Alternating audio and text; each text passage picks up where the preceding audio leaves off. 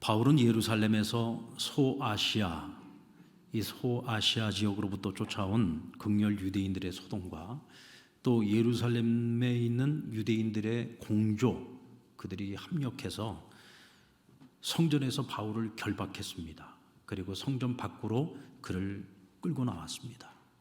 그리고 그에게 매질을 했습니다. 이때 그 소식을 들은 로마의 천부장이 군대를 보내서 유대인들로부터 살육을 막기 위해 바울을 건져냈습니다. 그러니까 바울을 구원해낸 겁니다.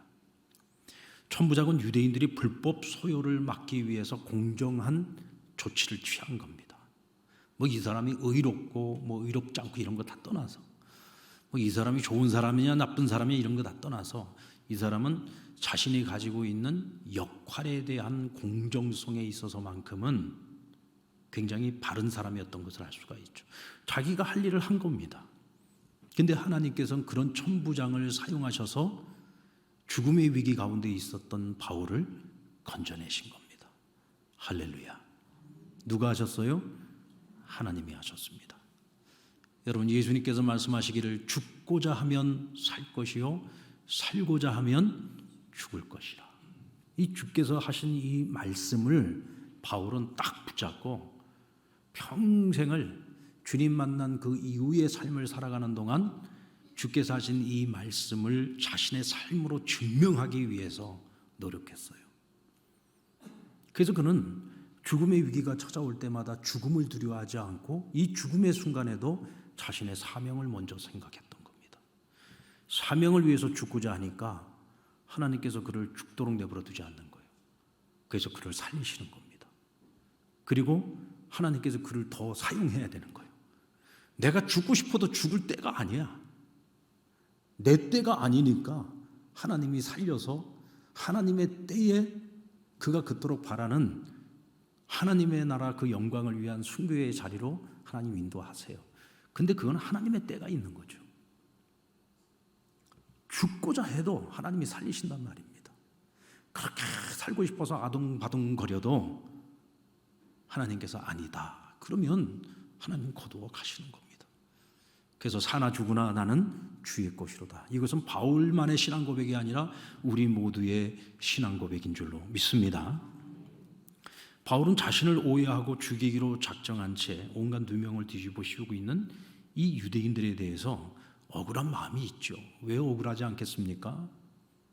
억울한 마음이 있었지만 복음을 전하는 사람에게 이와 같은 억울함은 부수적으로 따라오는 일이라는 것을 그는 진즉에 인정했고 그것을 사명의 길을 걸어가면서 너무나도 당연한 것으로 여기고 있었어요. 그래서 자신을 그렇게 괴롭히는 유대인들이었지만 그는 그 유대인들을 미워하지 않았습니다.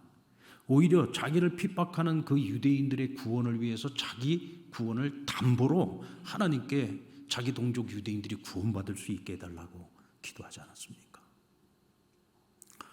여러분, 우리 예수 믿는 사람들은요, 미워하면 안 돼요. 여러분, 미워하지 마십시오. 사랑해야 됩니다. 사랑해야 됩니다. 누가 나를 미워하잖아요? 그래도 나는 그 사람을 사랑해야 돼요. 그래서 그 사람과 사람 사이에 있는 미움의 감정이 사라지도록 우리는 최선을 다해야 됩니다. 왜냐하면 우리 하나님께 사랑받아서 살아가는 사람들이니까. 아멘. 그래서 여러분들 혹시 여러분 마음에 누가 미워 죽겠어요? 그럼 하나님께 기도하세요. 하나님, 제 안에 그 미움의 감정들이 좀 사라지게 해달라고. 오히려 미워 죽겠는 그 사람을 내가 더 사랑할 수 있게 해달라고. 그래야 여러분 우리가 마음의 평안이 있고요. 그래야 우리가 행복해져요. 하나님의 사람들이 그 마음속에 미움과 분노를 가지고서 살아가지고 무슨 행복이 있겠습니까? 그렇죠. 믿는 우리의 사랑을 통해서 다른 사람들이 그 마음속에 어떤 미움과 분노가 있을 때 그 미움과 분노의 마음을 내려놓고 그 마음에 평안이 임하고 그 또한 사랑의 마음을 가질 수 있도록 그렇게 이끌어주는 것이 우리 그리스도인이 걸어가야 되는 길입니다. 이 바울의 삶을 보면은 그와 같은 삶을 그냥 늘 입으로만 떠든 것이 아니라 정말 자신의 삶으로 보여줬잖아요.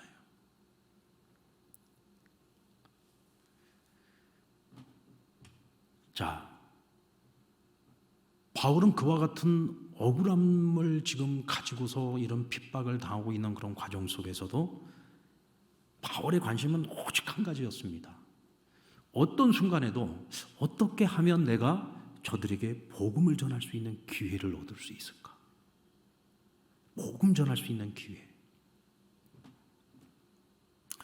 여기까지가 우리가 이제 지난 수요일 날 함께 나누었던 3차 선교여행을 마치고 예루살렘에 들어와서 이 바울이 겪었던 바울의 행보의 서막, 이제 시작이라고 말할 수가 있어요. 그리고 이제 바울은 천부장에게 허락을 얻어서 자신을 해치려고 하는 이 유대인들에게 변명할 기회를 얻었습니다. 자, 보십시오. 지금 바울이 당하고 있는 이 모든 어려운 상황, 지금 매질을 당하고 지금 잘못하면 죽게 생겼단 말이죠. 근데 왜 이런 상황이 그에게 닥쳤느냐? 이 모든 것이 유대인들이 바울에게 가지고 있는 오해 때문이었다. 자, 그럼 이 오해는 풀어야 됩니까? 말아야 됩니까? 풀어야죠.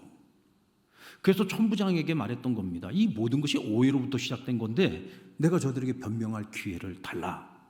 그 천부장 입장에서는 당연히 옳고 그름을 따져서 대체 이 사람이 핍박을 당하고 이 사람을 죽이려고 하는데 왜 죽이려고 하는지 분명히 뭐 이유를 알아야 될 거 아니에요. 그래서 천부장도 기꺼이 그에게 기회를 줬던 겁니다. 자, 지난주에 우리가 살핀 것처럼 유대인들은 바울에 대해서 세 가지 오해를 가지고 있었다고 했죠. 첫 번째 오해가 뭐였습니까? 바울이 자기 동족 유대인들을 비방한다. 두 번째, 율법을 모독했다. 그 다음 세 번째, 그가 하나님의 성전을 더럽혔다. 뭐 지난주에 다 말씀드렸기 때문에 제가 리바이벌 하지 않겠습니다. 근데 분명한 건 이 세 가지가 다 오해잖아요. 바울은 자기 동족 유대인들을 사랑했지 그들을 비방하거나 모욕 준 적이 없어요. 율법을 거역한 적 없습니다. 그런 율법이 이제 필요 없다고 말한 적이 없어요. 예수 그리스도를 통해서 율법이 완성됐다고 말씀하셨죠.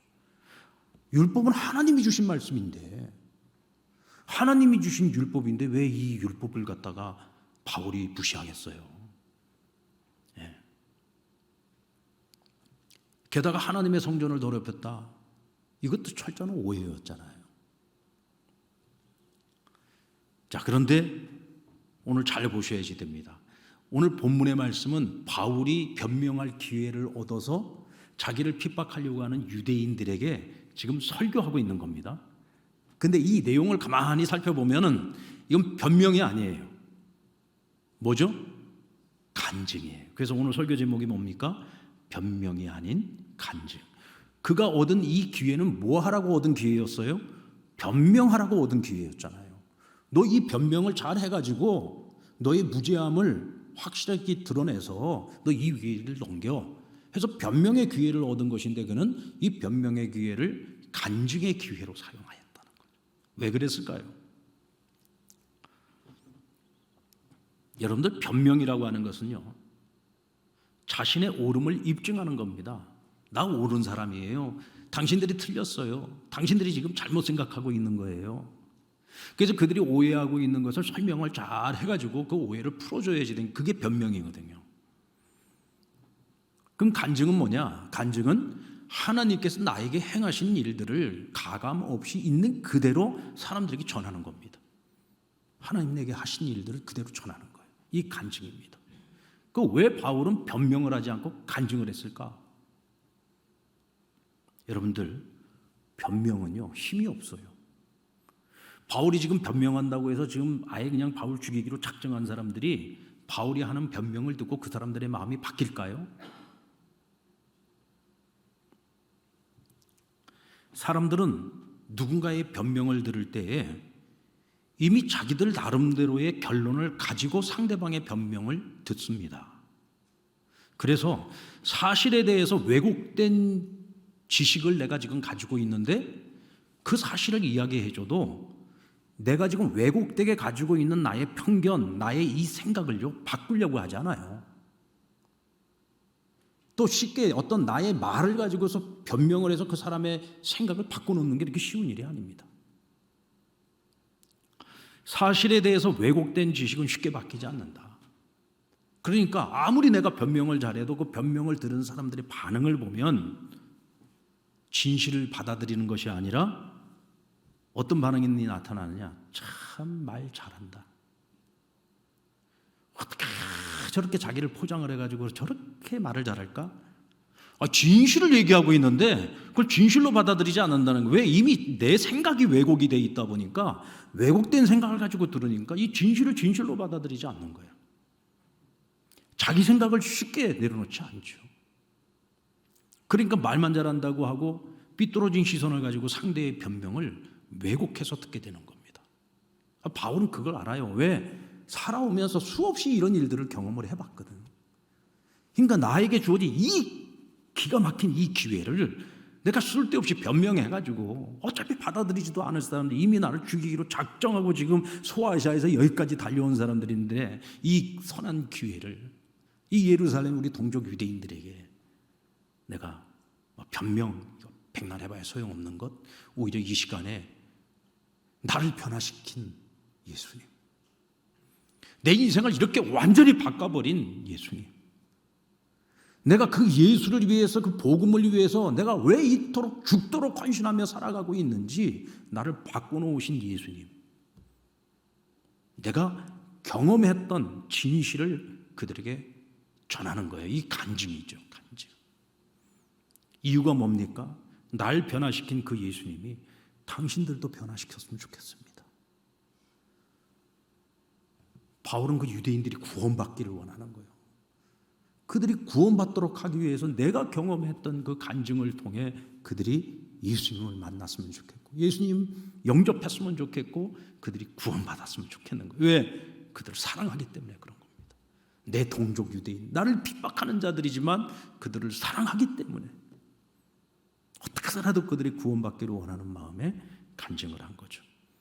자, 그럼 그 간증의 내용을 보면, 첫째는 자신이 지금 이 자리에 나를 죽이려고 지금 아주 작정하고 달려들고 있는 그 어떤 사람들보다도 나는 하나님에 대하여 열심히 있는 자였다라고 말합니다. 내가 하나님께 대하여 열심히 있는 자들이에요. 여러분들 지금 바울 죽이려고 하는 사람들이 어떤 사람들이에요? 하나님께 열심히 있어요, 없어요? 하나님께 열심히 있는 사람들이에요. 왜? 이 사람들 유대교인들이거든요. 자신들이 믿고 있는 신앙과 자기들이 가지고 있는 그 신념을 따라서 지금 바울 죽이려고 하는 거예요. 이 일을 과거에 누가 경험했어요? 바울이 경험했어요. 바울도 똑같은 짓을 했던 사람이거든요. 다 예수님 핍박하고 예수님 믿고 따르는 자들을 핍박하고 괴롭히고 심지어는 죽이기도 하고 그랬던 사람이 바울입니다. 근데 지금 바울이 뭐라고 말하냐면, 당신들이 가지고 있는 그 하나님에 대한 열심보다 내가 훨씬 더 그 열심이 특심인 자다. 그것은 예수님 만나기 내가 이전에도 그랬고 예수님 만난 이후에도 그렇고 앞으로도 계속 그럴 거다. 여러분, 바울이요, 예수님 만났다고 해서 하나님에 대한 열심이 없어졌느냐? 아닙니다. 단지 예수님을 만나기 이전과 이후가 달라진 것은 뭐냐? 예수님 만나기 전에는 그는 예수님을 이단으로 생각했어요. 하나님이 보내신 메시아라고 생각하지 않고 스스로 메시아라고 자칭하는 거짓 선지자 정도로 생각을 했던 겁니다. 거짓 이단으로 생각을 했던 거죠. 그러니까 그는 예수를 핍박하고 예수를 믿고 따르는 자들을 핍박하는 것이 하나님께 대한 열심이라고 생각을 했던 거예요. 무슨 얘기인지 이해가 되시죠? 이 정도 설명하는데도 이해가 안 된다면 그거는 저에게 문제가 있는 거고, 그럼 이해가 안 되는 여러분의 머리에 문제가 자, 그렇죠? 자, 예수님을 만나기 이전에도 그는 하나님께 열심이었어요. 그래서 예수를 핍박하고 예수님 믿는 자들을 핍박했던 겁니다. 자, 그런데 예수님을 만나고 난 후에 뭐가 바뀌었어요? 내가 핍박했던 그 예수님이 누구예요? 하나님의 아들이야. 내가 핍박했던 그 예수님이 누구예요? 구약의 선지자들을 통해서 오실 메시아로 약속하셨던 바로 그분인 것을 깨닫게 된 거예요. 그러니까 내가 지금까지 열심은 있었는데 그 열심이 잘못된 열심이었던 것은 알았죠. 그러나 여전히 하나님에 대한 열심은 그대로 가지고 있어서 하나님의 아들이신 예수님을 위해서 살아가고 예수 그리스도의 복음을 위해서 살아가는 것이 이제는 뭐예요? 하나님께 대한 열심이 된 거예요. 할렐루야. 주님 앞에 가는 그날까지 그 하나님에 대한 열심은 변함이 없어요. 여러분들 타종교를 믿다가 우리 개신교로 이렇게 기독교로 개종을 하시는 분들이 계시는데, 그런 분들 보면 그들 중에는 예전에 어떤 다른 종교를 가지고 있을 때 자기가 신이라고 믿었던 그 신에 대해서 정말 열심히 신앙생활을 했던 사람들이 있어요. 근데 이런 분들이 진리이신 주님을 만나고 복음을 깨달아서 하나님께로 나와요. 그러면은요, 이분들이 하나님께 대하여 과거에 자기가 신이라고 믿었던 존재에 대해서 했었던 그 열심을 가지고 이제는 하나님께 열심을 갖고 살아갑니다. 얼마나 열심히 하는지 몰라요. 왜냐하면 세상의 모든 대부분의 종교들은 율법적 종교거든요. 구원을 얻는 것도 뭐예요? 내가 한 것만큼 자기 의를 쌓아서 구원을 얻는 거예요. 그러니까 자기가 믿는 신에 대해서 정말 열심히 해야 되는 거예요. 열심히 노력을 해야 되는 거예요. 그런데 그렇게 열심히 살아왔어요. 근데 하나님 만나고 예수님을 만나고, 내가 지금까지 이 진리를 제대로 몰랐어. 그러니까 거짓에 대해서 열심히 살았던 거죠. 이제 내 진리를 만났어요. 그러니까 이제 진리를 향하여 열심히 살아가는 거예요. 그러니까 이런 분들은 기본적으로 자기가 믿는 신에 대한 뭐가 있어요? 열심히 있는 사람들인 거예요. 열심히. 그러니까 이런 분들은 보면은 나중 믿었어도요, 얼마나 열심히 신앙생활 하는지 모릅니다.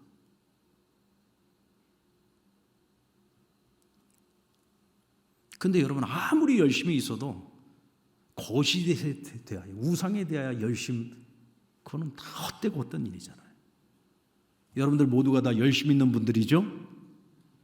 열심 없으면 수요일 날 뭐 하려고 여기 오는 거죠? 저도 열심히 있잖아요. 저도 오늘 수련회 끝나고 지금 막 불이 났게 준비해가지고 딱, 왜? 말씀을 전하고 싶어서 죽겠어요. 목사는요, 강단에 섰을 때가 제일 행복해요. 강단에 서서 하나님 말씀을 선포할 때가 제일 행복한 거예요. 어디 다른 데 가봐야 가장 행복한 거는 강단에 있을 때, 말씀을 선포하고 말씀 전할 때. 이게 다 뭐냐? 이게 열심이에요. 하나님에 대한 열심. 말씀을 사모해서 이 밤에 사모하여 모인 자들이 다 하나님께 대한 열심. 여러분들이 그 열심 가지고서 주의를 하잖아요. 하나님 주시는 은사를 따라서 열심히 하나님 찬양으로 섬기고 봉사. 이 모두가 다 이 하나님의 열심. 이 바울은 하나님에 대한 이 열심을 가지고 있는 그에게 주어진 이 성품, 이것이 주님을 만나고 난 이후에도, 그래서 하나님이 바울을 들어서 쓰시는 겁니다. 그 열심, 주를 위해서 목숨도 아끼지 아니하는 그 열심.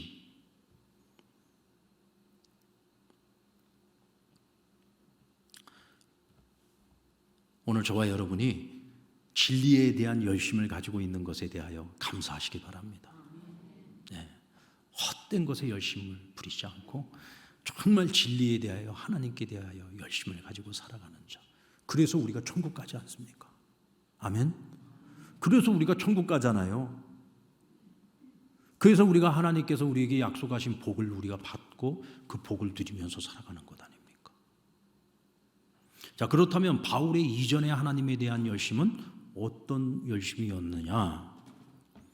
여러분 3절 말씀 같이 읽겠습니다. 시작. 나는 유대인으로서 길리기아 다소에서 났고 이 성에서 자라 가말리엘 문화에서 우리 조상들의 율법에 엄한 교훈을 받았고 오늘 너희 모든 사람처럼 하나님께 대하여 열심히 있는 자라. 이게 어느 정도로 열심이었느냐면은, 여러분 바울은요 예루살렘 출신이 아닙니다.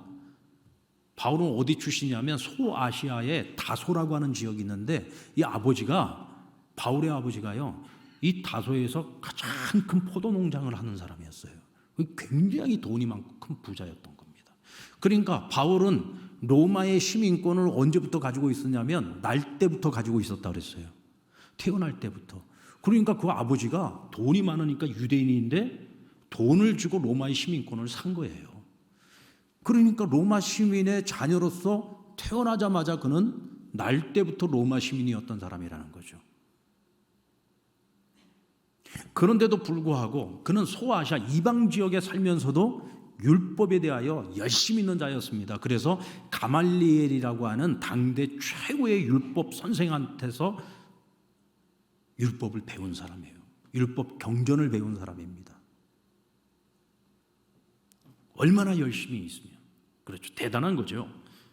자, 4절 말씀해 보면 내가 이 돌을 박해하여 사람을 죽이기까지 하고 남녀를 결박하여 옥에 넘겼다. 자, 내가 율법에 대하여 그렇게 정통으로 공부를 한 사람이기 때문에 나는 이 예수교를 믿는 사람들 이거 전부 다 이단이고 이 하나님이 가장 가증히 여기는 자들이라고 생각을 했기 때문에 나는 그들을 핍박했는데 어느 정도로 핍박했느냐? 사람들을 죽이기까지 했다.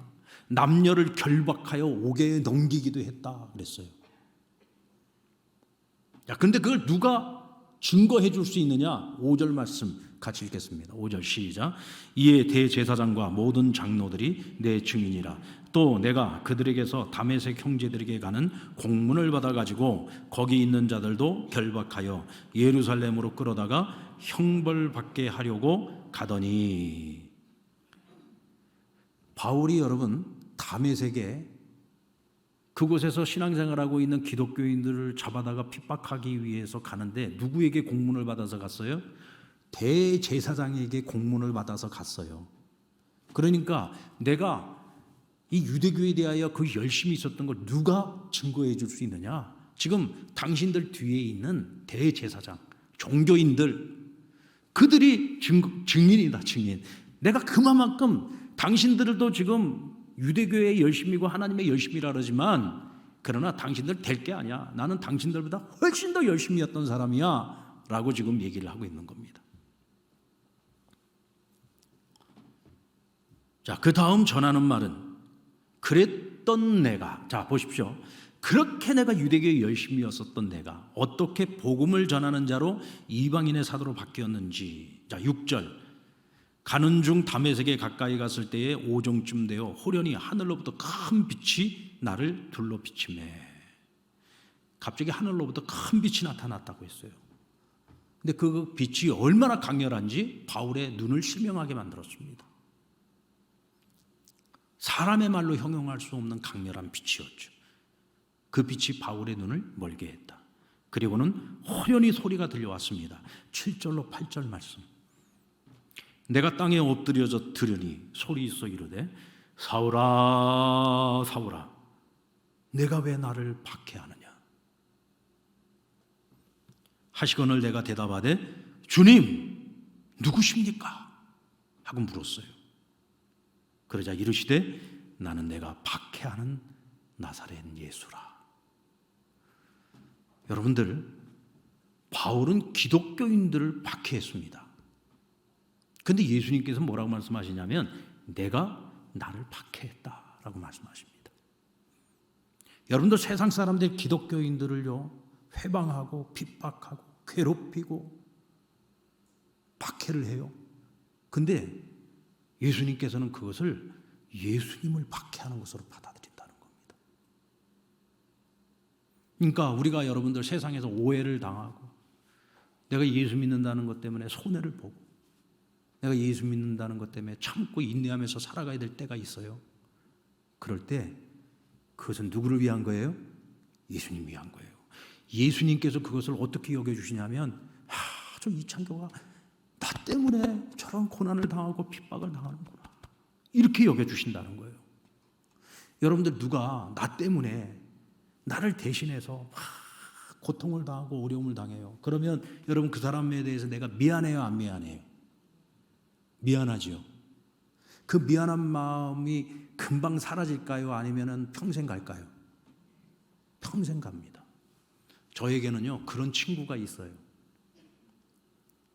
변영식이라는 친구인데 제 친구들 중에 변씨는 한 명밖에 없어요. 변영식. 참 제가 어렸을 때부터 친구거든요. 근데 제가 대학에 시험을 볼 때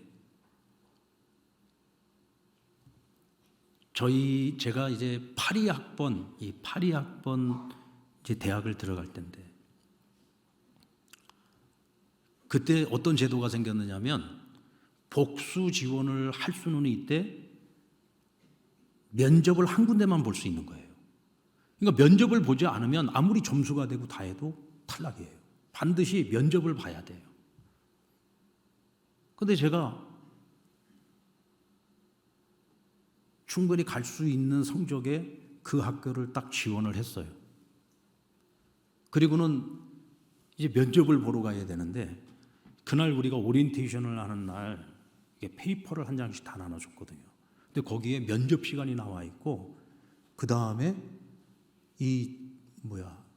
건강 체크하는 또 그런 또 그 테스트 시험이 있었어요. 그래서 제가 그 시간을 잘못 본 거야. 오전 9시에 모여가지고 면접을 시작을 하는데 저는 오후 1시로 알았던 거예요. 그래갖고 다른 친구들은 면접을 다 오전에 본다 그래가지고 그 친구들은 오전에 면접 다 끝나고 내가 오후 1시에 면접을 보니까 우리 학교 앞으로 다 모여라.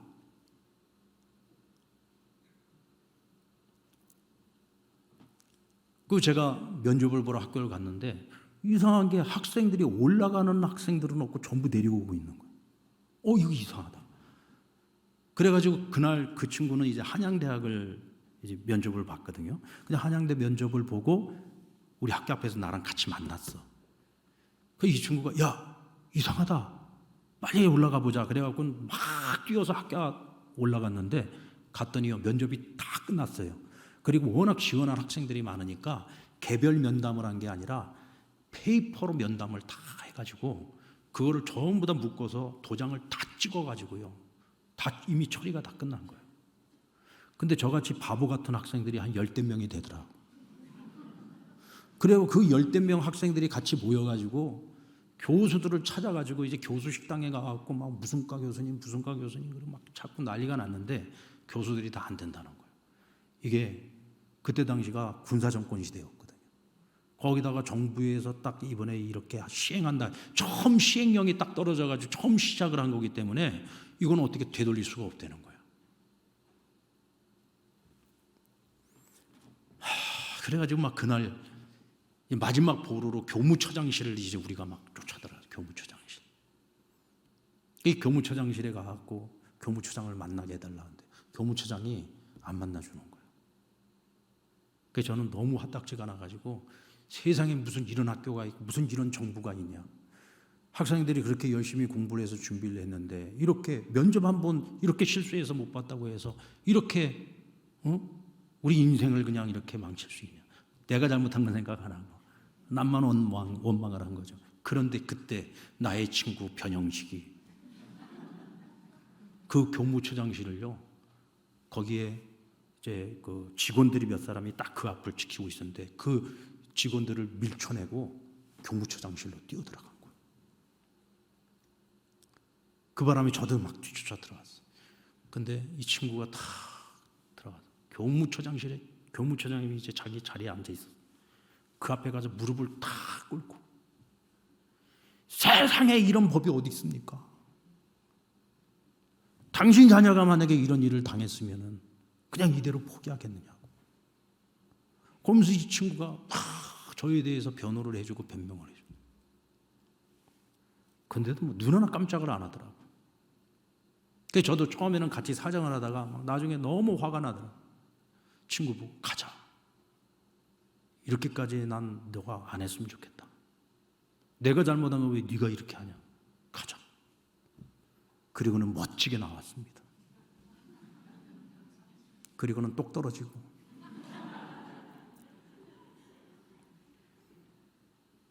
근데 여러분 정말 친구를 위해서 정말 자기를 희생하는 그 친구, 전 지금도 제가 오늘 여러분들에게 이 얘기를 해주는 건 제가 지금도 잊지를 못하니까. 지금도 저에게 가장 절친한 친구입니다. 그 친구는. 제가 어렵고 힘든 일이 있을 때마다 서울에서도 항상 찾아와주고 그런 친구예요. 여러분 예수님도 우리가 주님을 위해서 고난을 당하고 핍박을 당하고 우리가 어려움을 당한다면 주님께서 우리를 보실 때 그런 마음 아니겠습니까? 야 얘야 네가 나를 위해서 고난당하는구나. 핍박을 당하는구나. 너가 나를 위해서 그렇게 흐느끼고 눈물을 흘리면서 기도하는구나. 그렇게 우리를 여겨주시지 않겠습니까? 그런 주님께서 우리를 위해서 무엇을 아끼시겠느냐고요. 주님께서는 바울이 믿는 자들을 핍박하는 것을 자신을 핍박하는 것으로 여겼다. 핍박당하는 당시의 기독교인들을 주님께서는 사랑의 눈으로 바라보고 계셨다.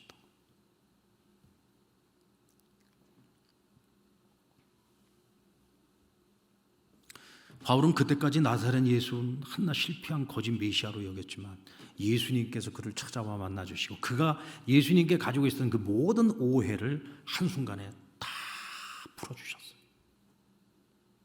다 풀어주셨어요. 이때 우리가 한 가지 주목해야 되는 것은 바울과 함께 있었던 사람들이 큰 빛은 함께 보았는데 예수님께서 바울에게 들려주시는 그 음성은 듣지 못했다 그랬습니다. 못 들었다고 했어요. 여러분, 같은 자리에서 같은 말을 듣는다고 해서 모두가 다 똑같이 들을 수 있는 건 아닙니다. 어떤 사람은 듣지만 어떤 사람은 듣지 못합니다. 들을 수 있는 자는 은혜가 있는 사람입니다. 하나님께서 들을 귀를 열어주시고 믿음을 선물로 주셔서 그 은혜가 있으니까 들리는 거예요. 바울은 들었습니다. 할렐루야. 들었기 때문에 바울의 인생이 바뀐 거잖아요. 여러분, 저와 여러분의 하나님 말씀을 들을 때 우리는 다 들리지 않습니까? 아멘? 들리잖아요. 근데 여러분, 제가 밖에 나가서요, 안 믿는 사람들한테 이런 얘기 해보세요. 제가요, 백날 가르치고 아무리 떠들고 아무리 큰 소리로 외쳐도요, 안 믿는 사람들은, 믿음이 없는 자들은요, 들리지 않아요. 저거 미쳤다, 뭐 쓸데없는 소리를 하냐, 그럴 겁니다. 은혜 입은 사람들이기 때문에 우리가 들리는 겁니다. 하나님의 음성을 들을 수 있는 것은 하나님의 자녀이기 때문에 들리는 거예요. 하나님께서 우리에게 새 생명을 주시고 믿음의 역사를 주셨기 때문에 하나님 말씀이 들리고 믿어지고 그 말씀대로 살고 싶은 마음이 생기는 거예요. 이게 축복인 줄로 믿으시기 바랍니다. 이게 축복입니다. 뭐 우리가 하는 것마다 잘 돼가지고 돈 많이 벌고 우리 자녀들이 공부 열심히 해가지고 원하는 학교에 척척 들어가고, 이것만이 축복이 아니에요. 그것도 복이죠. 그러나 이것만이 축복이 아니에요. 이거보다 훨씬 더 큰 축복은 뭐냐? 믿음의 축복인 겁니다. 하나님의 자녀로 택함을 받았기 때문에, 하나님이 우리의 귓구멍을 열어주셨기 때문에 들리는 거예요. 이게 안 그러고는 안 들려요. 안 들립니다. 그리고 바울은 즉시 그 소리, 예수님께서 말씀하실 때 그 소리에 대하여 대답합니다. 뭐라고 대답했습니까? 내가 무엇을 해야 합니까? 주님, 제가 무엇을 해야 됩니까? 나는 너가 핍박하던 그 예수야 라고 했을 때 이제는 그 예수가 하나님의 아들이심을 깨달았어요. 그 순간 그 예수님께 뭐라고 했느냐? 주여, 내가 무엇을 해야 하리까? 여러분, 보통 사람들 같으면 내가 박해하는 예수라 하고 말씀하실 때 계속 확인하려고 하지 않았을까요? 내가 어떻게 믿습니까? 지금 내가 이 소리만 듣고 지금 이 말씀하시는 분이 예수님이신지 내가 어떻게 그것을 내가 믿을 수 있고 확신할 수 있습니까? 확실하게 나를 설명해 주는, 나에게 증거를 대주든지 확실하게 설명을 해보십시오. 그리고 막 따져보지 않겠어요? 그렇게 하나님께 열심히 있는 사람인데. 그런데 바울은 지금 내게 말씀하시는 이분이 예수 그리스도라고 하는 믿음과 확신이 딱 생겼을 때 더 이상 머뭇거리지 않습니다. 그리고 이제는 저 예수가 나에게 무엇을 해줄까? 저분이 나에게 어떤 복을 줄까? 저분이 내 인생의 이런 문제들을 어떻게, 어떤 방법으로 해결을 해줄까? 이런 거에 대한 관심이 아니에요. 바로 예수님께 하신 한 말이 뭡니까? 주여, 내가 무엇을 하리이까? 자신이 무엇을 해야 될까? 내가 그동안 핍박했던 그 예수를 위하여 내가 이제는 무엇을 해야 하는가? 이게 여러분 바울입니다. 어쩌면 우리와 참 다르다는 생각이 들죠. 여러분, 우리가 예수님을 처음 만났을 때, 처음 신앙을 갖게 되었을 때 대부분의 사람들이 보면은 어떤 생각을 갖습니까? 아, 이제 예수님 나에게 무엇을 해주실까? 지금 내가 가지고 있는 어떤 인생의 문제들이 있다면 이 문제를 예수님은 어떻게 해결해 주실까? 내가 받을 거를 먼저 생각하지 내가 주를 위해서 무엇을 할까를 먼저 생각하지 않거든요. 적어도 내가 주를 위해서 무엇을 하며 살아갈까를 고민하는 것은 적어도 내가 한참 신앙생활에서 어느 정도 신앙이 많이 성장했을 때 우리가 가질 수 있는 생각이지, 이렇게 주님 처음 만나자마자 주여 내가 무엇을 하리이까 이런 질문을 하는 것은 결코 쉬운 일이 아닙니다. 이것이 여러분 바울의 사람 됨됨이죠. 왜? 그는 하나님께 이전에도 열심이었고 지금 주님이 하나님의 아들이신 것을 깨닫는 그 순간에도 하나님께 대한 열심이 있어요. 자기중심적이지 않아요. 철저하게 하나님 중심적입니다. 그러니까 이제는 하나님의 아들을 위하여 내가 무엇을 할까를 고민하고 있는 거예요. 여러분, 저와 여러분이 바울과 같은 성숙한 이 믿음의 마음을 가질 수 있기를 바랍니다. 나는 주를 위해 무엇을 할까? 주를 위해 무엇을 할까?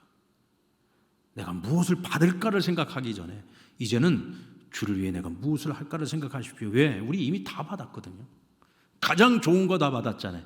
내 힘으로 해결할 수 없는 것을 받았으니까 우린 가장 좋은 거 받은 거예요. 최고의 것을 받은 거예요. 그러니까 나는 이제부터 무엇을 할까를 고민하고 그 하나님이 주시는 음성에 순종하면서 살아갈 때 우리는 천국의 약속 누리는 거고요. 하나님은 우리에게 약속해 주신 것들을 누릴 수 있는 것이고요. 때로는 하나님께서 우리의 손에 수고에 풍성한 열매도 주실 것이고. 여러분, 여호와를 경외하는 자는 손으로 수고하는 일에 먹을 것을 주신다고 하셨어요. 그러니까 우리 믿는 사람들은 뭐 먹고 사는 그것 때문에 너무 전전긍긍하고 먹고 사는 문제 때문에 날마다 하나님께 기도하면 안 돼요. 그거는 우리가 하나님 앞에서 뜻을 정하고 하나님을 위해, 하나님 나라를 위해 내가 무엇을 할까를 고민하면서 살아가면 그건 하나님이 알아서 다 채워주시고 해결해 주시는 거예요. 아멘. 무엇이 우선순위인지를 분명히 알고 살아야 되는 거죠. 바울에게 있어서 우리가 배워야 될 것, 그는 항상 모든 것의 우선순위가 나에게 있지 않아요. 하나님께 있어요. 먼저 그 나라와 의를 구하라, 그리하면 이 모든 것을 더하여 주시리라. 먼저 하나님 나라를 생각하니까 이 모든 것을 더하여 주시는 거예요.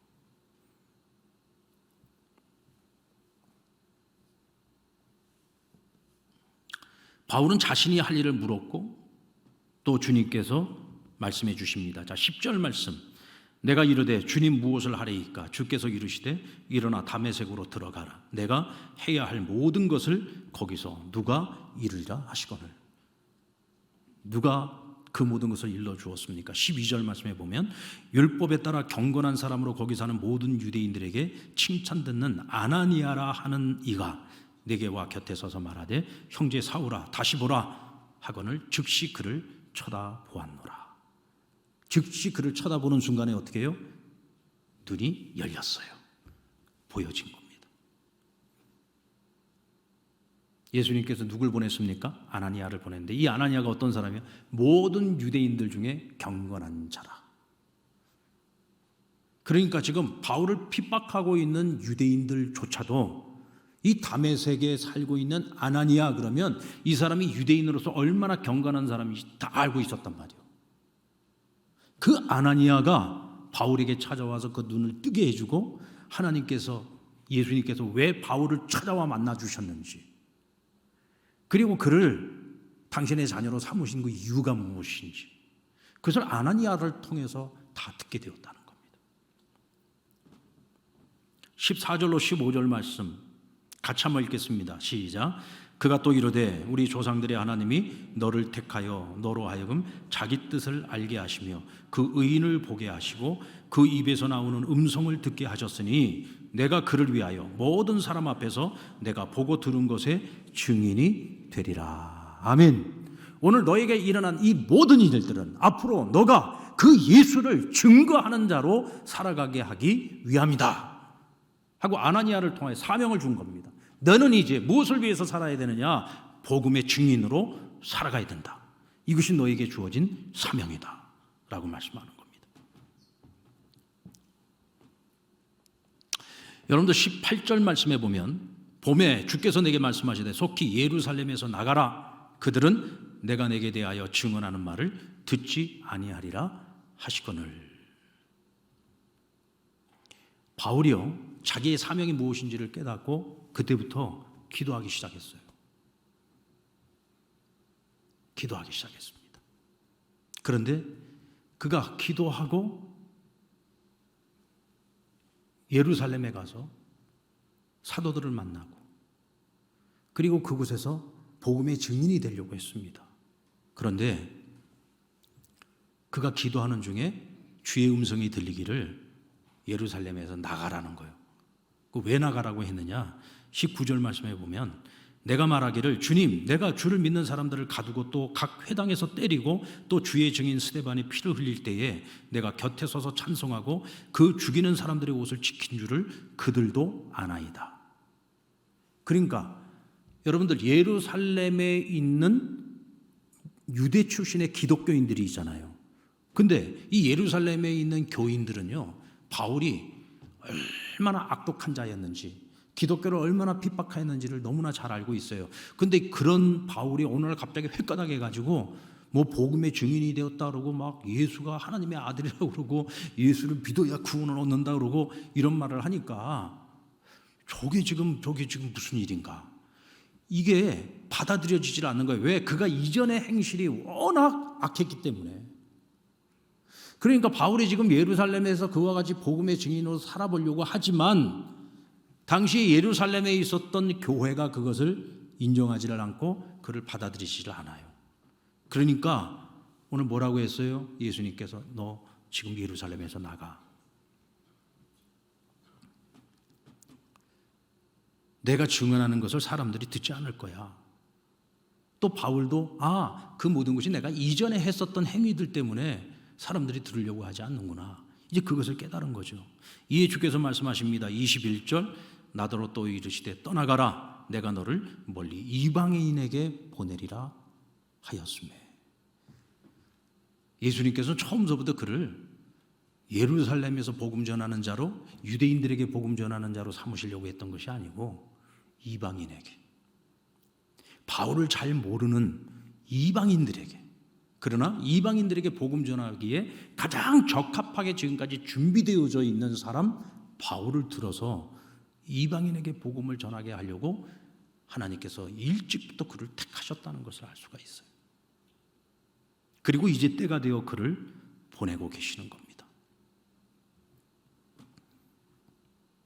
근데 여러분, 바울이 그러면 바로 복음의 증인으로 살아라 그래서 바로 복음의 증인으로 살 수 있었느냐? 그렇지 않습니다. 그래서 예수님께서 예루살렘에서 나가라 하고 난 이후에 그가 아라비아로 갑니다. 그리고 3년 동안을 거기서 경건 훈련을 하고 말씀 훈련을 하고, 그리고 나서 하나님 누구를 만나게 하셨어요? 바나바를 만나게 합니다. 바나바는 예루살렘의 권위자라고 하는 별명을 가지고 있는 초대교회 지도자였죠. 바나바는 당시 모든 교인들로부터 인정받고 존경받던 인물이었습니다. 근데 그 바나바가 바울을 믿어줬어요. 바울을 믿어줬습니다. 왜? 사람은 사람을 바꿔놓을 수 없지만 하나님은 사람을 바꿀 수 있다는 것을 믿었기 때문이죠. 하나님이 하시면 아무리 악한 자의 마음도 바뀔 수 있고 아무리 마음이 굳은 자도 바꿀 수가 있다. 그래서 그 바울의 회심에 대해서 믿고 인정해 주었습니다. 그리고 그가 이방인 교회였던 안디옥 교회로부터 파송을 받을 때, 선교사로 파송을 받을 때 이 바울을 추천해 갖고 바울과 함께 안디옥 교회를 섬기다가 같이 1, 2, 3차 선교 여행을 시작을 하게 된 거예요. 자, 여러분들 쭉 보면은 바울이 예수님을 만나고 난 이후에 눈을 뜨고 또 사명을 깨닫게 하는 것도 아나니아를 예비하셨고 그를 통해서, 또 그를 믿어주지 않고 인정해주지 않았지만 바나바라고 하는 인물을 통해서 또 바울이 초대교회를 대표하여 복음을 전하는 자, 또 이방인의 사도로 수임받을 수 있게 하셨던 거죠. 그 모든 것을 누가 하셨습니까? 하나님이 하셨어요. 부활하신 예수 그리스도께서 하신 것입니다. 하나님에 대한 열심을 가지고 있는 이 바울을 하나님께서 변화시켜서 그와 함께 일할 수 있는 사람, 그와 함께 동역할 수 있는 사람들을 하나님께서 붙여서 하나님께서 그를 쓰시고자 하는 대로 그를 사용하실 수 있었다는 것입니다. 자, 여기까지 바울이 말하고 있을 때 어떤 일이 일어납니까? 사람들이 더 이상 듣지를 못합니다. 그러면서 이러한 자는 세상에서 없애버리자. 살려둘 자가 아니라 하여 옷을 벗어 던지고 티끌을 공중에 날렸다. 자, 여러분 어디서 많이 보지 않았습니까? 옷을 벗어버렸다. 티끌을 날렸다. 그 다음에 하는 일이 뭐예요? 돌을 들어서 어떻게? 쳐 죽이는 겁니다. 누구에게 그렇게 했죠? 스데반에게 그렇게 하지 않았습니까? 그때 옷을 들고 있었던 사람이 누구예요? 바울이었습니다. 지금 스데반이 당한 그 일을 바울이 지금 똑같이 당할 위기에 처하게 된 거죠. 그때 또다시 누가 등장합니까? 천부장이 등장합니다. 천부장은 유대인들이 소동하는 이유를 알기 위해 바울을 채찍으로 때리고 그를 신문하려고 했다 그랬습니다. 이것도 누구를 진정시키기 위해? 지금 바울을 돌로 쳐 죽이려고 하는 유대인들을 진정시키기 위해서 야, 니네가 하지 마. 내가 채찍질할게. 니네가 하지 마. 내가 벌 줄게.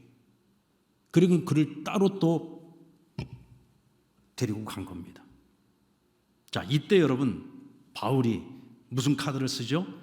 로마의 시민권 카드를 씁니다. 당신 내가 누군지 알아? 나 로마 시민권자야.